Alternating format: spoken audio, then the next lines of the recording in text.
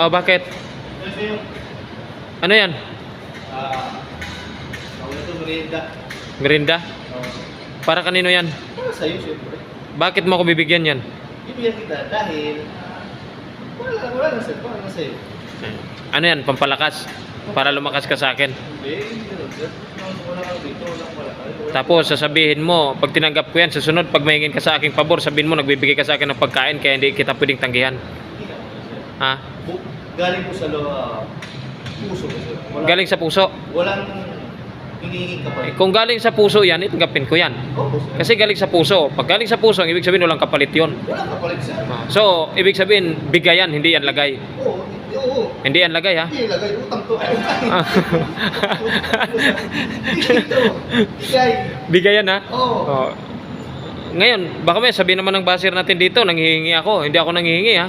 Ay, basher, hindi dito bigay to, busa. Oh, sabihin mo. Bigayan, hindi utang. Walang yan. Ayusin mo. Anong sabihin mo sa basher? Sige, sabihin mo sa mga basher. Utang to, ay, basher, hindi. Kakamali na ako. Basher, bigay to, hindi to, Lagay. Hindi to lagay. Hindi lagay. Hindi, para magiging klaro lang. Baka may sabihin nila, patay gutom pala yung OIC nila dyan, eh. Nanghihingi pala ng pagkain. Gusto ko lang klaruhin. Kasi ayaw kong pagdating ng araw, susumbat nila sa atin yan. Sabi nila, yung OIC dito, nanghihingi lang ng pagkain. Oh. Kaya ko namang bumili niyan. Magkano ba yung halaga niyan? Ano Sige, wag na. Okay lang. Wag mo na sabihin kung magkano presyo. Basta, di mahalaga yon. Basta bigayan. Ito, sir. Walang kapalit. Oo, utang. Ay, utang hindi, bigay. Bigay, hindi utang. Bakit utang? Kanina mo pa inulit-ulit yung utang. Bigay to, bigay. Bigayan, ha? Oo. Sige, tanggapin ko yan. Anong nasa loob niyan? Chicken, tas Gatorade, tas may steak, tas may tubig. Dapat sinamahan mo ng pera yan para kumplito.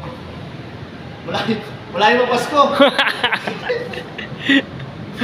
Sige. Okay, salamat, ha. Lagay mo lang doon sa table ko. Okay, sir. Okay, sir. Salamat. Okay. Utang to. Ay, Okay. steak. Bigay. Bigay. Sige, salamat. Ikaw talaga, oh.